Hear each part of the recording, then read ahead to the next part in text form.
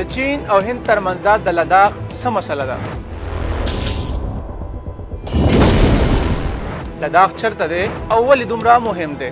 چین او هند آخر ولې د لداخ له وجې لاس په ګریوان دي؟ په لداخ کې آخر داسې څه دي چې متنازعه ګڼل کیږي؟ آیا د چین او هند ترمنځ تود جنگ کیدونکی دی؟ زه یم ظهیر یوسفزی او تاسو ګورئ RFI پښتو. د زړه راښکونکي او د ملایقې څو ځای د سپینو سپینو ګټو او واورو صحرا د دنیا د ټولو لوی او ګرانو لارو لرونکي غرونو کې آباد لداخ خپله طبیعي خوبۍ او ځمکني خدوخال له امله مشهور دی.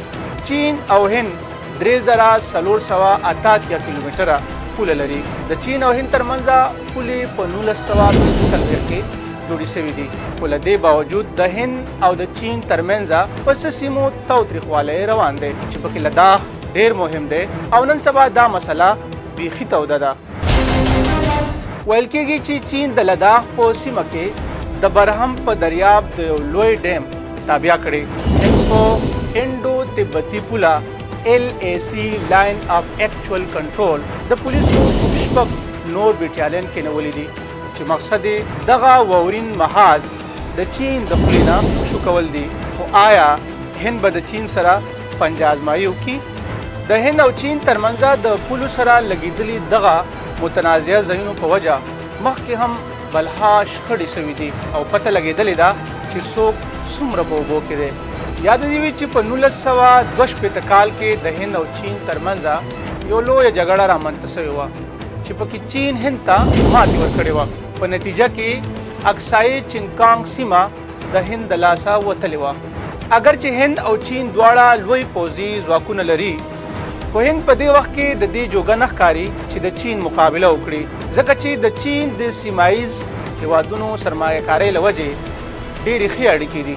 چین د معاشي مضبوطۍ سره سره په عسکري توګه په نړۍ کې پیژندلی هیواد دی. د هند په خپله هم سرمایه‌کارۍ کې په چین تر کافي حده تکیه ده. که چېرته چین د سوداګرۍ لاره ونیسي نو هند ته به د دې پوره نقصان ورسي. که چېرته جنګ ونښلي نو هند به د نورو سیمو نه هم لاسونه ووینځي او کیدای شي چې اټمي وسلې هم ګډې وډې لاړې شي. په ظاهره خو داسې ښکاري چې هند د چین د ترقۍ نه سوځي او د سرمایه‌کارۍ لارې نیول غواړي، خو دا هر څه داسې د مړي په خېټه نه دي پراته چې په اسانه به یې ترلاسه کړي. دا هم ویل کېږي چې مودي په هند کې د خپلې ناکامۍ پټولو دپاره د چین سره انګته اچولې ده چې د خلکو پام دې پله راوړي. د یادونې وړ ده چې په چین کې د کمیونست ګوند حکومت دی چې د مودي د جنتا پارټۍ په مقابله کې ښه مضبوط دی. د تیرو 40 کالو نه د پرمختګ بلها کارونه کړي دي او ولس یې د بېروزګارۍ او غربت د تیارو نه بهر رایستی دی.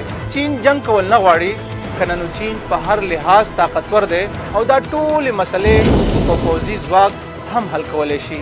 غوره خبره دا ده چې د دې پوره سیمې دپاره د اروپا حل وکتلی شي.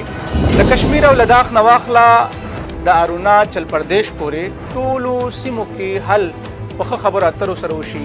خو د دې دپاره هند، چین او پاکستان درې واړه هیوادونو لا په شریکه مهمې پریکړې کول پکار دي. کتونکو پر روان ویډیو کې به ستاسو سره د هند د نورو پولو په اړه معلومات شریکو.